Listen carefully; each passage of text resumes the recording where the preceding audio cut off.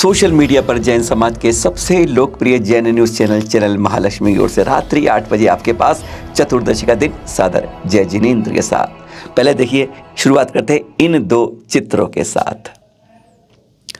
मध्य प्रदेश की पूर्व मुख्यमंत्री आचार्य ऋषि से आशीर्वाद दे रही हैं। पुराने चित्र हैं दो विभिन्न घटनाओं के जो आप देख रहे हैं, और इसके बाद परसों कुछ ऐसे ही ट्वीट हुए कि उससे पूरा समाज झकझोर दिया। क्या उमा भारती जैनेश्वरी दीक्षा ले रही हैं 17 नवंबर को? उनके ये एक देखिए जरा इस वीडियो ने कुछ और सबको झकझोरा क्यों। बंधनों से मुक्त करती हैं। उमा भारती ने कहा है कि वो खुद भी 17 नवंबर को मुक्त हो जाएंगी। बड़ा बयान दिया है, ऐलान किया है। उन्होंने कहा है कि अब वो सारे विश्व समुदाय की दीदी मां हैं। उनके निजी अब कोई भी रिश्तेदार नहीं है, कोई भी उनका निजी परिवार नहीं है। उन्होंने कहा है कि वे अपने गुरु जैन मुनि आचार्य विद्यासागर महाराज की आज्ञा का पालन कर रही हैं। उमा भारती ने क्या कुछ कहा है आपको बताते हैं। देखिए, उमा भारती ने अपने परिवार का परित्याग कर दिया है। उन्होंने ये ऐलान किया है, बड़ा ऐलान है। सुन लिया आपने। इसके बाद उनके लगातार कुछ ट्वीट हुए और जैन समाज ने और कई पत्रकारों ने उनसे यह समझ लिया कि उमा भारती अब आगामी 17 नवंबर को जैनेश्वरी दीक्षा लेने वाली हैं। उन्होंने अपने ट्वीटों में साफ स्पष्ट कहा, ये देख रहे हैं ट्वीटों ने, कि वैसे आपको बता दें उन्होंने 17 नवंबर 1992 को दीक्षा ली थी, जैन दीक्षा नहीं ली थी, साफ कर दें आपको। तब उनके गुरु आचार्य श्री विद्यासागर जी महाराज भी नहीं थे। पर हाँ, समय ने करवट खाया। धीरे धीरे वे आचार्य श्री के नज़दीक होती गई। जब उनका आचरण देखा, उनकी चर्या देखी, तो आत्मविभोर हो गई उनके गदगद सुनकर, और आज की तारीख में वह आचार्य श्री को अपना गुरु मानती हैं। यह बात उन्होंने अपने इन ट्वीटों से स्पष्ट कर दी कि मेरे अब गुरु आचार्य श्री विद्यासागर जी महामुनिराज हैं। उन्होंने पत्रकारों को सबको कहा, मेरे ट्वीट को दोबारा उनका ट्वीट खोलिएगा उमा भारती पर, आपको 17-18 ट्वीट 4 नवंबर के लगातार एक के बाद एक खट खट खट मिल जाएंगे, जिसमें उन्होंने पूरी इतिहास की बताई अपनी कहानी, किस तरीके से मैं अब घर छोड़ रही हूँ। अब वह घर का त्याग करने वाली हैं। आगामी 17 नवंबर को उनके दीक्षा के 30 साल पूरे हो रहे हैं, जो उन्होंने 17 नवंबर 1992 में ली थी, जैनेश्वरी नहीं, उसके अब हो रहे हैं। और इसके बाद उन्होंने कहा है कि अब मैं उमा भारती नहीं, उमा माँ बन जाऊंगी, उमा दीदी हो जाऊंगी। पर वह ध्यान रहे, स्पष्ट कर दें, उमा भारती जी मध्य प्रदेश की पूर्व मुख्यमंत्री जैनेश्वरी दीक्षा नहीं ले रही हैं। अब 17 नवंबर को उनके 30 साल दीक्षा के पूरे हो जाएंगे, और इस समय उनका अनुसार है कि वह सारे अपने राज त्याग, घर, सब ममत को त्याग देंगी, पर वह रहेंगी भगवा वस्त्रों में ही। और हाँ, उनके गुरु अब उस समय आचार्य श्री विद्यासागर जी महामुनिराज हैं। कल रायपुर दोपहर 1 बजे से 5 बजे के कुछ चित्रों को कैद करके आपको दिखा रहे हैं। केशलोचन सुबह सुबह हुआ, 3 बजे शुरू में तीनों ब्रह्मचारी भाइयों का, और फिर 1 बजे महोत्सव मनाया गया। एक प्रकार से पिछी परिवर्तन था, और 3 जैनेश्वरी दीक्षाएं ब्रह्मचारी भाइयों की। साथ में ललित प्रभु जी महाराज जी भी थे उस समय पर।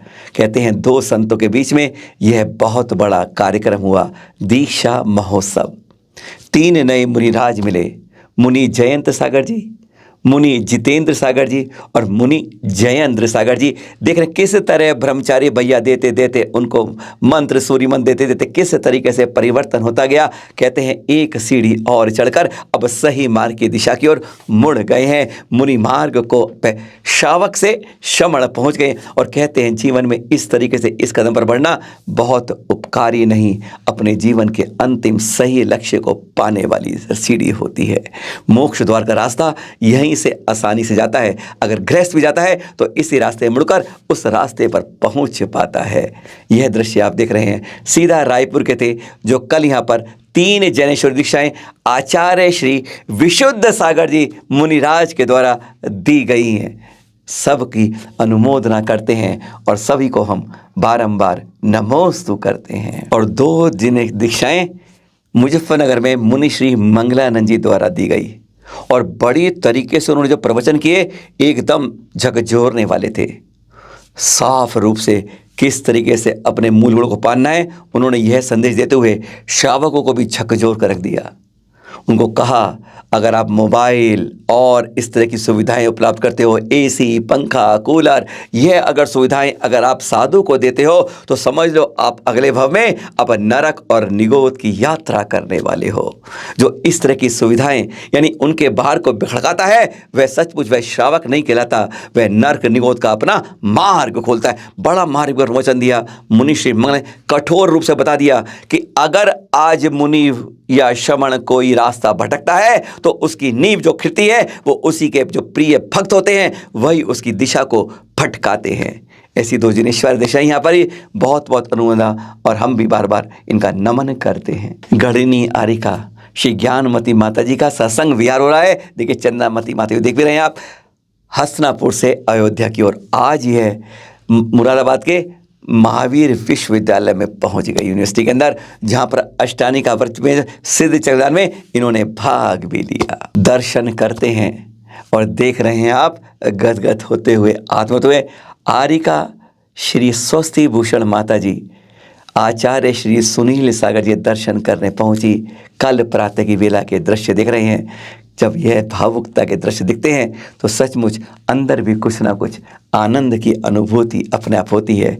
कैसे आरिका जी उनसे आशीर्वाद ले रही हैं और उन्हें आशीर्वाद मिलता है तो हम भी आपस में इस अनुभूति से अलग नहीं रह पाते हैं। और जाने से पहले द्रोण गांव के अंदर चल रहे हैं ना, द्रोण गांव के अंदर इस समय आचार्य श्री के सानिध्य में पंच कल्याणक महामहोत्सव और गजरत महोत्सव कल शुरू हुआ था और शुरुआत हुई थी ध्वजारोहण से। और जाने से पहले आपको आज सुनाते हैं वही पंच ध्वजारोहण जिस तरह हुआ। सुनते रहिए और फिर मिलेंगे आपसे कल सुबह कचनेर के साथ। सुनिए जरा, और एक बार अगर राष्ट्रगान सुना है तो एक बार अपना जैन गीत भी सुनते जाइए। मंगलमय मंगलकारी जिन शासन ध्वज लहराता,